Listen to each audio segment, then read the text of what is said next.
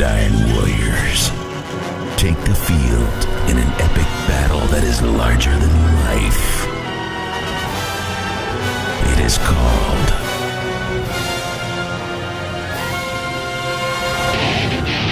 Texas High School Football. Only one show can bring the greatest sport from the greatest state into focus.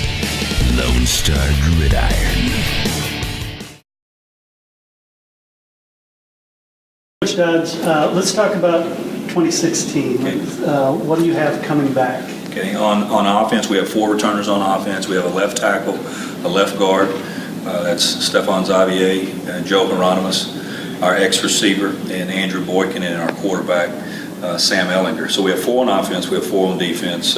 Barrett Chambers, Levi Jones, a kid named Duffy, and a kid named Cassidy at defensive line. We've got a chance to be as big as we've been in a while on the defensive line. We've got some young kids coming with a little size.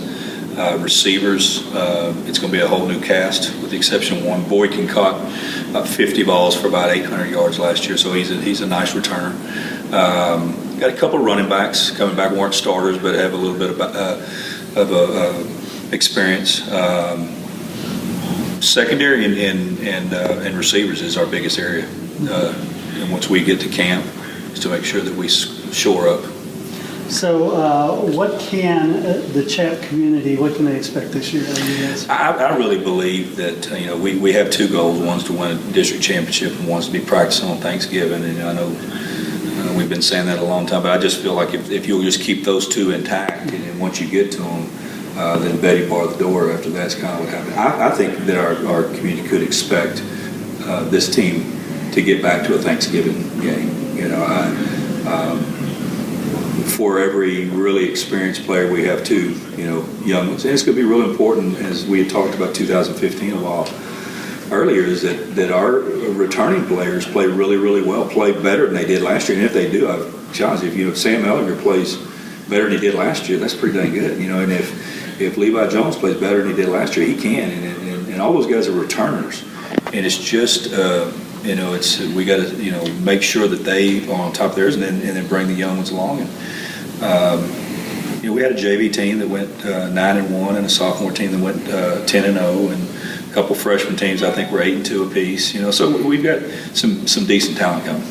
Nice. And you mentioned the first task district. Talk about your district. It's pretty strong. Yeah, it's changed. Of course, us and Lake Travis are still together. The two Hayes consolidated schools with Hayes High School and Lehman High School. All 4 of us stay in the same district, but then we add 3 Leander schools with Leander High, Vista Ridge, and Vandergrift. All 3 of those teams are very good 5A teams coming up to 6A, especially Vandergrift and Vista Ridge have made long playoff runs the last couple of years. And so we're excited about the new competition. We really are. We've got the big difference, from the next 2 years to the last 2 years is we're now in a 7-team rather than 9-team, so we'll play 4 non-district games rather than the 2. And we open up with Katy. We play Liberty High School out of Henderson, Nevada, week 2. Then we play Pflugerville week 3 and Austin Bowie week 4. So our non-district schedule, just from the standpoint of there's 4 really good teams we're going to play. We played South Lake Carroll and Temple the last couple of years, which I thought really got us prepared. But these 4 will really test us. Nice. All right. Well, good luck. Thank you. Appreciate it. LoneStarGridiron.com. Access the complete history of Texas high school football, over 100 years of information, win-loss records, coaching histories, individual stats, records, and more. Lone Star Gridiron, the authority on Texas high school football.